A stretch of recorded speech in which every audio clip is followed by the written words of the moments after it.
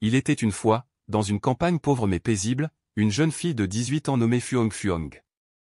Elle se distingue non seulement par sa belle beauté, mais aussi par sa peau blanche et lisse, ses cheveux noirs brillants et ses yeux aussi brillants que la pleine lune. Partout où elle allait, Fuong attirait l'attention de tout le monde autour d'elle, fascinant de nombreux garçons du village. Cependant, contrairement à cette beauté douce et pure, Fuong a une personnalité hautaine et inaccessible et montre toujours du dédain pour les choses qu'elle considère comme insignifiantes. Chaque jour, elle se tient souvent près de l'étang derrière sa maison, regardant son reflet dans l'eau, puis rêvant d'une vie luxueuse dans des villes prospères. Elle s'imagine souvent portant de magnifiques robes, conduisant des voitures rutilantes et vivant dans une maison luxueuse où des domestiques répondent à tous ses besoins. Pour Fuong, la vie du village n'est qu'une phase temporaire, incapable de la rapprocher de ses nobles rêves. Les gens de la campagne, bien que doux et simples, selon elle, ne sont pas ceux qui peuvent l'aider à atteindre la vie qu'elle désire. Les garçons du village, des agriculteurs musclés aux forgerons assidus, ont exprimé à plusieurs reprises leurs sentiments pour Fuong. Certaines personnes lui ont offert des paniers de fleurs, voire des bouquets de fleurs sauvages poussant le long de la route, dans l'espoir de la rendre heureuse, mais elle les a tous cruellement refusés. Fuong n'a pas hésité à dire franchement, « Vous êtes si pauvre, si vous ne pouvez pas prendre soin de vous, comment pouvez-vous prendre soin de moi? Je ne veux pas vivre dans la misère toute ma vie. » Ces paroles ont fait partir tristement de nombreux garçons, mais personne ne lui en a voulu, car ils comprenaient tous que Fuong avait de grandes ambitions, bien au-delà de ce que le village pouvait offrir. Certaines personnes ont même plaisanté, Miss Fuong est si belle que seul un prince ou un comte oserait probablement l'inviter à sortir avec elle. Chaque après-midi, lorsque le coucher du soleil recouvre les rizières mûres d'une douce couleur jaune orangée, Fuong se tient souvent sur la digue, regardant vers la route principale menant à la ville. Elle rêvait qu'un jour, un homme riche venu de loin viendrait la chercher. Dans son cœur, la conviction qu'elle mérite une vie meilleure est toujours présente et elle est prête à attendre jusqu'à ce qu'elle rencontre sa destination idéale, un homme qui peut l'emmener dans le monde dont elle a toujours rêvé. Un jour, la nouvelle du retour de Monsieur Min, un homme riche, fit sensation dans tout le village. Les gens du village racontaient que Monsieur Min avait vécu à l'étranger pendant de nombreuses années et qu'il revenait maintenant en tant que riche gentleman. Lorsque la voiture brillante de Monsieur Min a franchi la porte du village, l'atmosphère est soudainement devenue bruyante. Les anciens du village chuchotaient qu'avant, Monsieur Min n'était qu'un pauvre type qui quittait le village les mains vides. Mais maintenant, il est de retour, apportant avec lui une apparence élégante et noble que tout le monde doit admirer. Monsieur Min a plus de 60 ans, mais son apparence reste forte et saine. Ses cheveux gris, même s'ils se sont estompés avec le temps, sont toujours bien coupés, ainsi que ses yeux perçants, qui respirent l'expérience et la clarté de quelqu'un qui a surmonté de nombreux défis dans la vie. Quelques jours seulement après son retour au village, Monsieur Min a surpris tout le monde en construisant une immense villa sur un grand terrain au centre du village. Cette villa se distingue parmi les simples maisons de campagne aux toits de tuiles, avec des portails en fer doré étincelants, des jardins méticuleusement entretenus et des portes en verre brillant, reflétant la lumière du soleil. Les villageois racontaient que la villa de Monsieur Min possédait également une salle de sport, une piscine luxueuse et des meubles coûteux, des choses qu'ils n'avaient vues que sur les écrans de télévision. Monsieur Min est non seulement riche mais aussi très méticuleux dans sa façon de s'habiller. Chaque fois qu'il apparaît au marché ou se promène dans le village, il porte toujours des costumes sur mesure, des chaussures brillantes et une montre de luxe étincelante au poignet. De plus, il achetait généreusement de petits cadeaux aux enfants du village ou invitait les villageois dans sa villa pour déguster des fruits importés de la ville. Le retour de Monsieur Min est rapidement devenu un sujet brûlant dans toutes les conversations des villageois. Les vieillards admiraient son changement radical, tandis que les femmes du village étaient curieuses de connaître la vie riche qu'il avait menée. Les jeunes du village chuchotaient que Monsieur Min était si riche qu'il ne savait pas où dépenser son argent, et beaucoup de gens plaisantaient en disant qu'il était l'homme le plus riche de la région. Ce qui rend Monsieur Min encore plus remarquable, c'est qu'il vit toujours seul, célibataire et sans enfant. Cela a amené encore plus de gens du village à parler. Les mères dont les filles ont atteint l'âge adulte commencent à trouver des moyens pour que leurs enfants attirent l'attention de Monsieur Min. Certains ont même tenté de l'approcher, en lui offrant des cadeaux, en lui demandant des conseils en affaires, ou simplement en discutant dans l'espoir de faire bonne impression. Un jour, lors du mariage d'une connaissance dans le village, une ambiance joyeuse, des rires et de la musique ont rempli les lieux. Alors que tout le monde profitait de la fête, Monsieur Min a vu par hasard Fuong, alors qu'elle se tenait au milieu d'un groupe de copines. Elle se démarque avec un haut des roses clairs, mettant en valeur sa peau blanche et lisse, ses longs cheveux noirs brillants et un sourire charmant qui fait ressembler tout le monde. Les yeux de Monsieur Min se sont immédiatement arrêtés sur Fuong et son cœur a semblé cesser de battre pendant un battement. Sa beauté jeune, fraîche et énergique l'a captivé au premier regard. Pendant la fête, Monsieur Min a essayé de trouver un moyen de se rapprocher de Fuong, mais n'a pas voulu attirer l'attention. Afin de ne pas révéler ses intentions, il a demandé à un proche du village de lui servir de pont pour lui faire part de son intention de faire sa connaissance. Quelques jours seulement après le mariage, Monsieur Min a commencé à envoyer les premiers cadeaux à Fuong. Il s'agissait d'un sac à main de créateur que Fuong avait vu dans des publicités télévisées, d'un collier en or étincelant orné de pierres précieuses et de robes luxueuses dont elle n'avait jamais osé rêver. Au début, Fuong se sentit confus par ces cadeaux inattendus. L'écart d'âge entre elle et Monsieur Min la rendait hésitante, même si elle ne pouvait nier l'attrait de sa richesse et de son style de vie. Cependant, Monsieur Min ne s'est pas arrêté au premier cadeau. Il envoyait souvent à Fuong des cadeaux dignes d'une vie plus luxueuse. Les cadeaux sont devenus de plus en plus précieux, une bague en diamant scintillant, le dernier téléphone et même des invitations à faire du shopping dans les centres commerciaux de luxe de la ville. Fuong, habitué à vivre dans la pauvreté depuis son enfance, ne pouvait s'empêcher d'être bouleversé par ces somptueux cadeaux. Chaque fois qu'elle reçoit un cadeau, elle a l'impression de se trouver au milieu d'une tension entre raison et ambition. Dans son cœur, elle se disait que même si Monsieur Min était vieux, il était clairement la personne qui pourrait lui apporter une vie riche, la vie qu'elle avait toujours désirée depuis si longtemps. Face à la patience et à la générosité sans fin de Monsieur Min, le mur d'hésitation dans le cœur de Fuong s'est finalement progressivement effondré. Des cadeaux scintillants et des objets luxueux dont elle n'aurait jamais osé rêver lui ont fait oublier toutes ses réserves initiales. N'hésitant plus, elle a décidé de se donner une chance d'entrer dans la vie promise par Monsieur Min, avec tout ce qu'elle pensait n'avoir que dans ses rêves. Le mariage de Fuong et de Monsieur Min s'est déroulé magnifiquement, devenant ainsi le plus grand événement de l'année dans le village. Tout le monde admirait Fuong, pensant qu'elle avait changé sa vie, sortant d'une vie de pauvreté pour entrer dans un monde plein de gloire. Après le mariage, elle a déménagé pour vivre dans la luxueuse villa de Monsieur Min, commençant officiellement une nouvelle vie prometteuse.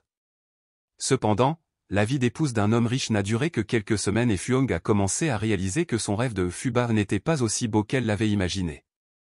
Au début de sa vie dans le luxe, dans une grande villa dotée de toutes les commodités, Monsieur Min a progressivement révélé une nature différente, une personne incroyablement avare. Chaque fois que Fuong se rend au marché, Min lui donne soigneusement une somme d'argent spécifique, ainsi qu'une liste détaillée des articles à acheter, qui sont tous les aliments les plus essentiels tels que le riz, les légumes, la viande, le poisson, et indique même clairement la quantité de chaque article. De plus, Monsieur Min a également clairement noté le prix qu'elle devait payer pour chaque article, accompagné d'un conseil indispensable, n'oubliez pas de vérifier soigneusement le prix, ne laissez pas les gens rogner sur les coûts. Aller au marché sans savoir comment économiser ne fera que gaspiller de l'argent. Après le retour de Fuong, Monsieur Min attendait toujours à la table à manger, lui demandant de présenter les détails de chaque article qu'elle avait acheté, ainsi qu'un reçu ou une monnaie. S'il y a une différence, même s'il ne s'agit que de quelques milliers de dong, il se renseignera immédiatement et posera des questions. Une fois, Fuong est rentrée tard car elle a dû attendre que le vendeur pèse la viande. Si pressée, elle a oublié de récupérer le reçu du magasin. Lorsqu'il est rentré chez lui, Monsieur Min a non seulement montré une attitude désagréable, mais a également demandé à plusieurs reprises tout au long de la soirée, « Où est le reçu ? Pourquoi avez-vous dépensé autant d'argent après avoir acheté si peu de choses ? Où avez-vous utilisé cet argent pour autre chose sans me le dire ?» Fuong a essayé d'expliquer qu'elle ne voulait pas le cacher, mais Monsieur Min n'y croyait toujours pas, lui demandant même d'aller au marché le lendemain pour demander à nouveau au vendeur juste pour prouver que le montant d'argent qu'elle avait dépensé était raisonnable. De petites choses comme celle-là donnent à Fuong l'impression qu'elle est non seulement contrôlée avec chaque centime, mais qu'on ne lui fait pas non plus confiance en tant que véritable épouse. Ne s'arrêtant pas là, Monsieur Min a aussi pour habitude de vérifier minutieusement chaque article que Fuong achète. Une fois, elle a acheté une botte d'oignons verts plus grosse que d'habitude parce que le vendeur avait réduit le prix. Mais au lieu de la féliciter pour sa capacité à calculer, il s'est montré grincheux, « Pourquoi acheter autant ? Si vous ne l'utilisez pas tout, ce sera endommagé, ce sera un gaspillage d'argent. La prochaine fois, achetez en juste assez. » Des moments comme celui-là ont fait sentir à Fuong la pression augmenter progressivement. Aller sur le marché, au lieu d'être une tâche simple comme avant, est désormais devenue une tâche fastidieuse avec d'innombrables règles et contrôles. Peu à peu, elle a perdu la joie d'accomplir les tâches quotidiennes et s'est retrouvée avec un sentiment d'inhibition et de dépression. Chaque matin, En tenant l'argent et la liste donnée par Monsieur Min, Fuong avait l'impression de porter un fardeau invisible sur ses épaules. Pas à cause de l'argent, mais à cause de l'étouffement dû à la façon dont Monsieur Min contrôlait chaque petit détail de sa vie.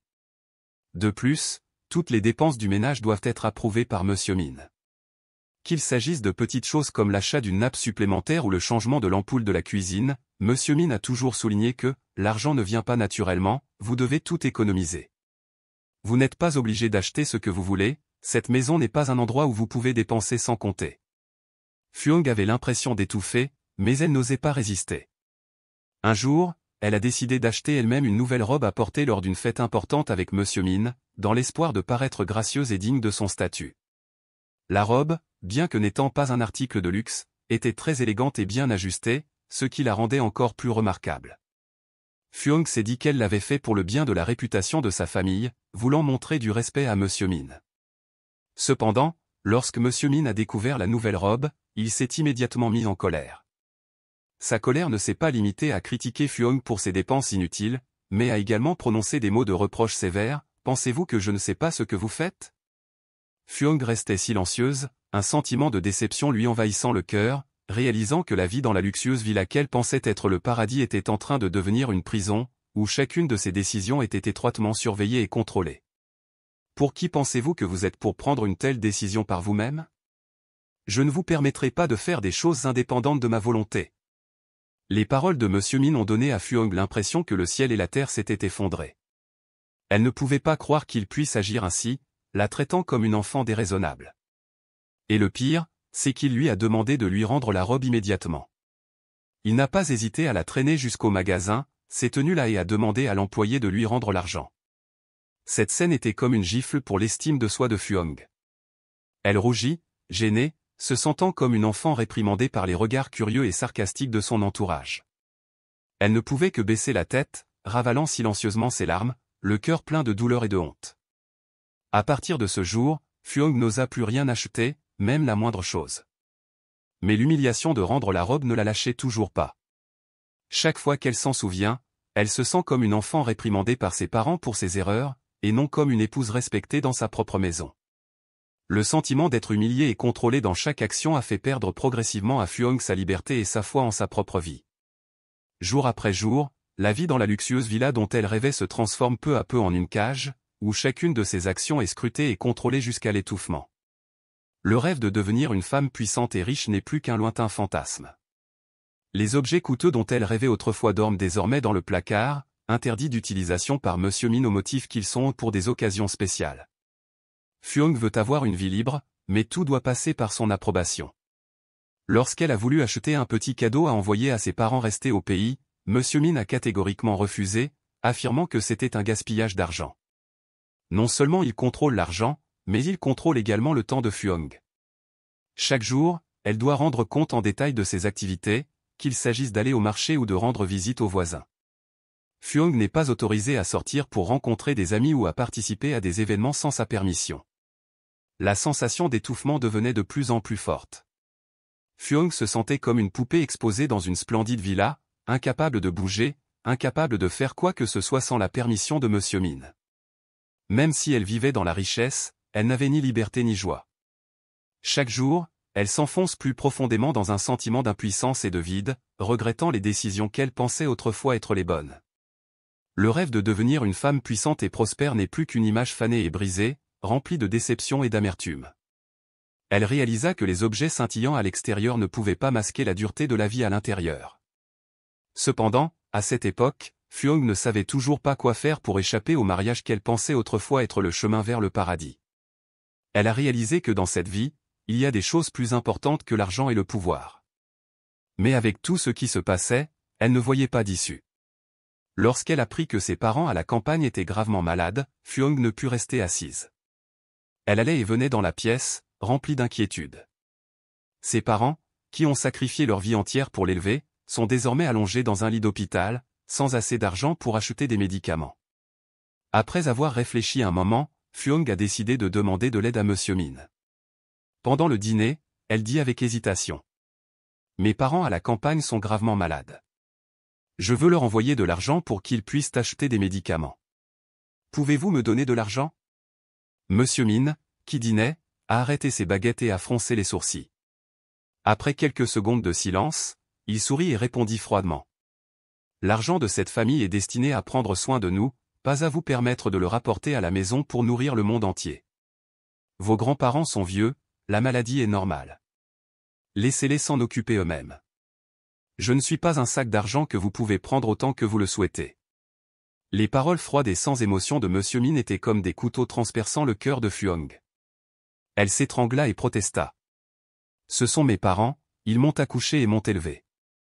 Pourquoi ne leur donnes-tu pas un peu d'argent pour prendre soin de leurs médicaments? Ce que tu fais, c'est trop. Monsieur Min a immédiatement posé le bol sur la table, les yeux brillants de colère. De quoi parles-tu? Je t'ai donné de la bonne nourriture et de beaux vêtements, et j'ai vécu dans une grande maison avec de larges portes, mais tu oses toujours m'en vouloir? Oublie que tu es entré dans cette maison à cause de moi. Fuong ne pouvait plus le contrôler, les ressentiments refoulés depuis si longtemps éclatèrent. Elle a dit d'une voix forte, « Oui, vous êtes riche, mais vous n'avez aucune humanité, vous êtes égoïste et mesquin. Je n'ai plus besoin de votre argent. » Avant qu'il ait pu finir de parler, Monsieur Min s'est soudainement levé et a giflé violemment Fuong au visage. La gifle lui donna le vertige et elle tomba à genoux sur la chaise. Monsieur Min parlait durement, chaque mot était tranchant, « Oserez-vous être impoli avec moi? Si vous osez à nouveau élever la voix, je ne m'arrêterai pas là. » Fuong couvrit son visage, des larmes coulant sur son visage. Elle souffrait non seulement de la gifle, mais aussi de l'humiliation et du désespoir. Elle réalisa que cet homme, aussi riche soit-il, ne pouvait pas lui offrir une vie heureuse. Tout ce dont elle rêvait n'est plus qu'un rêve brisé. Toute la nuit, Fuong resta allongée dans son lit, regardant le plafond, les larmes coulant sur son visage. Elle ne pouvait pas appeler sa ville natale, ne pouvait pas envoyer d'argent et ne pouvait rien faire pour aider ses parents. Elle se sentait comme une personne ingrate, emprisonnée dans un manoir qu'elle considérait autrefois comme un paradis, mais qui était maintenant comme une prison. Étage Min et le gardien. Durement, la vie de Fuong est devenue étouffante et exiguë. Elle n'osait pas sortir, n'osait se plaindre à personne parce qu'elle avait peur que les villageois se moquent d'elle. Son rêve de devenir une femme riche s'est brisé, lui laissant un profond regret. Elle se rend compte que l'argent ne peut pas acheter le bonheur et qu'une vie de luxe n'a aucun sens si elle ne bénéficie pas de liberté et de respect. Après des mois de vie dans l'étouffement, Fuong tomba de plus en plus dans une impasse. Chaque jour qui passe dans la villa luxueuse mais froide, elle est comme un oiseau enfermé dans une cage. Pour les affaires, c'était la première fois qu'il laissait Fuong seule à la maison depuis son mariage. Au début, Fuong s'est sentie soulagée parce qu'elle n'avait pas besoin d'être sous son contrôle, mais elle a ensuite réalisé que la villa vide et luxueuse la faisait se sentir plus seule que jamais pendant les jours où Monsieur Min était absent. Fuong sent clairement que ce qu'elle désire vraiment, ce n'est pas la richesse, mais la liberté et le respect. Mais maintenant, sa vie est devenue une série de jours sans échappatoire, et la villa de luxe n'est qu'un piège auquel elle ne peut échapper. Elle ne peut pas retourner dans le passé, ni changer le présent, mais elle ne peut qu'attendre, dans une impasse, en regardant la vie passer comme de longs jours dénués de sens. Quand personne n'était à la maison, Fuong en profitait pour sortir davantage, en partie parce qu'elle voulait respirer de l'air frais, en partie parce qu'elle voulait oublier temporairement la sensation d'étouffement dans la luxueuse villa dans laquelle elle vivait. Un matin, alors qu'elle allait au marché, elle rencontra par hasard Dung, une amie d'enfance qu'elle n'avait pas vue depuis longtemps. Il se tenait devant le comptoir des légumes, la silhouette un peu précipitée, le visage ferme et les yeux chaleureux. Dung portait une chemise simple mais très propre, portant quelques sacs de course, avec une expression légèrement surprise sur son visage lorsqu'il a vu Fuong. Fuong ne pouvait s'empêcher d'être surpris par son changement. Le garçon maigre et timide est désormais devenu un homme mûr et confiant. « Fuong, c'est vrai ?» Dung l'appela, sa voix légèrement émue. Fuong sourit doucement et hocha la tête. Elle ne pouvait s'empêcher de se sentir confuse, elle ne pouvait pas croire qu'elle rencontrerait Dung dans cette situation. Ils ont discuté pendant un moment et Dung a partagé qu'il avait quitté le village pendant de nombreuses années pour étudier et travailler en ville. Il revient maintenant rendre visite à sa mère âgée. Fuong ne partage pas grand-chose sur sa vie, se contente de sourire doucement et de répondre à chaque fois que Dung le demande. C'est ainsi que les rencontres suivantes semblaient se dérouler naturellement. Le fumier apparaît toujours au bon moment lorsque Fuong se rend au marché ou se promène dans le village. Il semblait très intéressé, lui posant des questions sur tout, de sa santé au petit passe-temps qu'elle avait. Un jour, lorsqu'il a vu Fuong lutter pour réparer un vélo cassé, Dung n'a pas hésité à l'aider, même si ses mains étaient tachées de graisse. Son geste sincère et son doux sourire firent soudainement battre le cœur de Fuong. Peu à peu, au fil des conversations, Fuong a réalisé que Dung était non seulement un homme gentil, mais aussi quelqu'un qui l'écoutait et se souciait de ses sentiments. Il a partagé avec elle les difficultés qu'il avait traversées, comment il s'était relevé tout seul, sans avoir besoin de l'aide de personne. Les histoires de Dung faisaient réfléchir Fuong. Elle a commencé à regretter de l'avoir rejeté dans le passé en raison de sa mauvaise situation. Si ce jour-là, elle n'avait pas suivi aveuglément des rêves frivoles, peut-être que sa vie serait différente maintenant. Durant ces jours, Fuong se retrouvait à sourire davantage, mais ressentait également une tristesse persistante à chaque fois qu'elle revenait dans la magnifique villa vide et froide. Un après-midi, alors qu'elle était assise au bord de l'étang familier où elle avait l'habitude de s'asseoir pendant des heures à rêver d'une vie riche, Fuong a soudainement demandé à Dung, « As-tu déjà regretté d'aimer quelqu'un comme moi? Quelqu'un qui ne sait que courir après l'argent et ignorer d'autres choses importantes ?» Dung la regarda, ses yeux étaient doux mais déterminés. « Non, je ne l'ai jamais regretté. Chacun a ses propres rêves et a le droit de choisir le chemin qu'il veut emprunter. Mais si vous le regrettez, il n'est pas trop tard pour vous retrouver. » Les paroles de Dung étaient comme une douce brise soufflant des pensées de liberté et de vrai bonheur dans le cœur de Fuong. Mais chaque fois qu'elle voyait l'alliance étincelante à son doigt, elle avait l'impression d'être ramenée à une réalité oppressante. Elle a compris qu'elle ne pourrait pas facilement échapper à son mariage avec Monsieur Min, mais au fond d'elle, une petite lueur d'espoir a commencé à se raviver. Une lueur d'espoir qu'un jour, elle pourra décider de sa propre vie et recommencer. Lorsque Monsieur Min est revenu, Fuong a essayé de trouver un moyen de lui parler gentiment, espérant qu'il pourrait quelque peu changer d'attitude. Cependant, il conservait toujours sa rigidité et sa mauvaise humeur. Non seulement il n'a pas changé, mais il s'est également méfié de Fuong en raison du changement d'attitude de celle-ci et a commencé à la surveiller de plus près.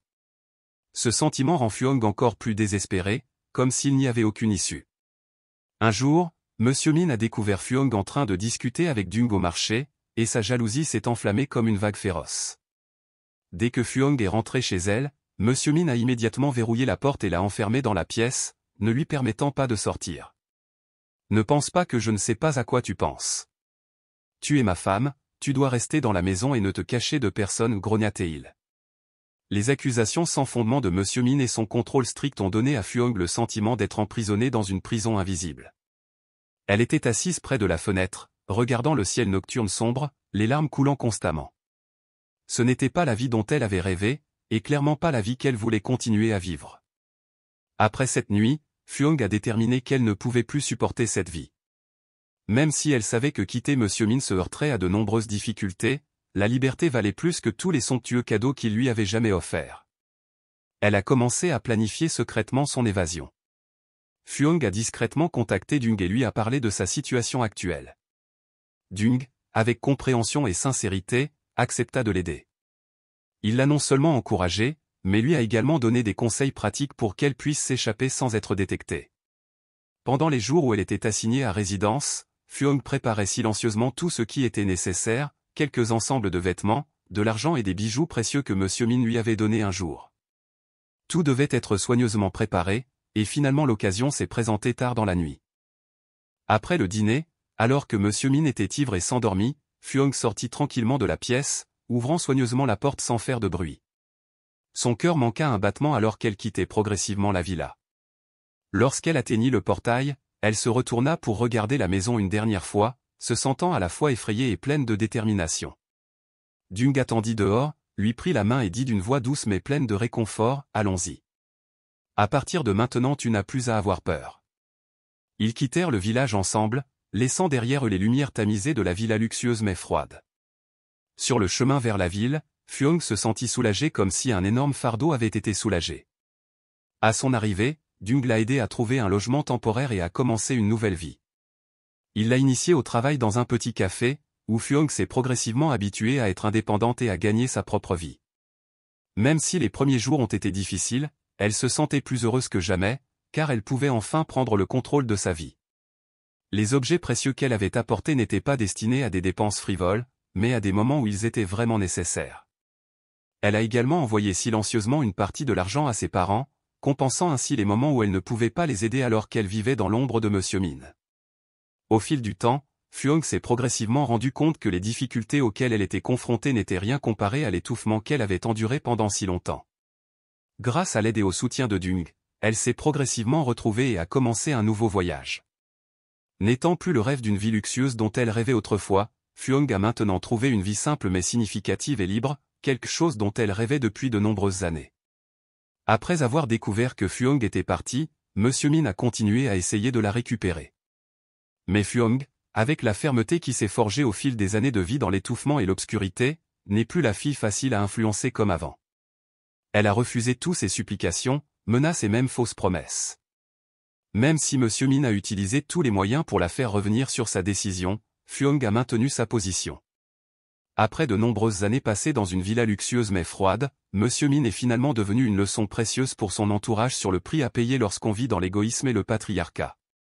Sa vie manquera à jamais de la chaleur et de la compréhension que seul un amour sincère peut apporter.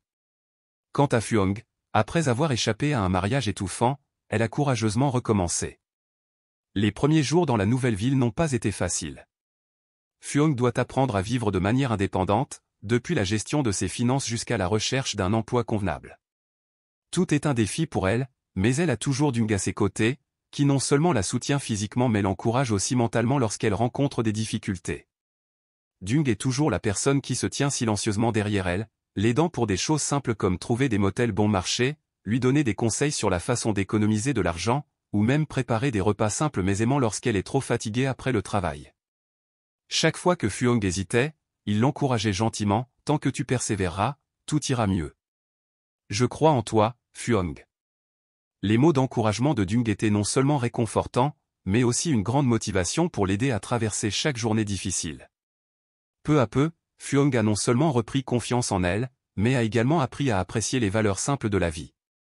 Chaque matin, quand elle se réveille, quand elle et Dung préparent le petit déjeuner, son cœur est plein d'énergie. Les moments où ils s'asseyaient tous les deux et parlaient de rêves et d'avenir étaient comme une brise fraîche, dissipant tous les soucis dans son cœur, lui donnant un sentiment de paix qu'elle n'avait jamais connu auparavant. Dung n'est pas aussi riche que Monsieur Min, mais il lui apporte quelque chose de précieux que l'argent ne peut acheter, un amour et un respect sincères. Il l'écoute toujours, se soucie toujours des sentiments profonds qu'elle ne peut pas exprimer facilement.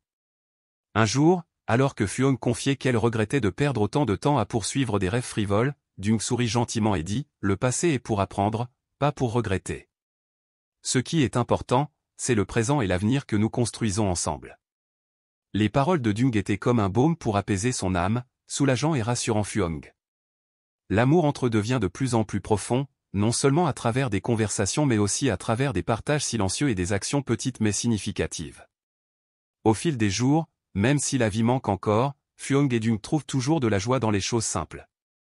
Un délicieux repas après une dure journée de travail, ou simplement assis l'un à côté de l'autre sur le balcon, en regardant les lumières scintillantes de la ville, des choses apparemment petites deviennent un grand bonheur dont ils profitent ensemble.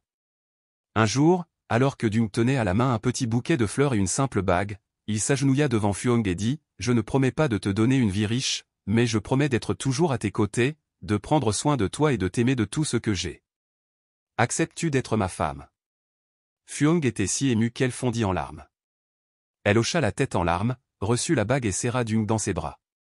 Ce n'était pas une bague en diamant scintillant, mais pour Phuong, c'était un témoignage de l'amour sincère et de l'harmonie de deux cœurs, quelque chose qu'elle recherchait depuis si longtemps. Même si leur vie n'était pas aussi riche que leur rêve lointain, Phuong réalisa qu'elle avait trouvé le vrai bonheur. Le bonheur ne réside pas dans les choses matérielles extérieures tape à accent grave l'œil, mais dans l'amour, le partage et la paix dans l'âme. La chose la plus précieuse qu'elle a redécouverte était elle-même, une personne qui sait apprécier les vraies valeurs de la vie et, surtout, la liberté de contrôler sa vie. L'histoire de Phuong est devenue une leçon profonde pour de nombreuses filles du village. À partir de là, les gens comprennent que le vrai bonheur ne vient pas des objets de luxe ou des rêves frivoles, mais des choses simples et honnêtes, et surtout de l'amour sincère que chacun peut se donner.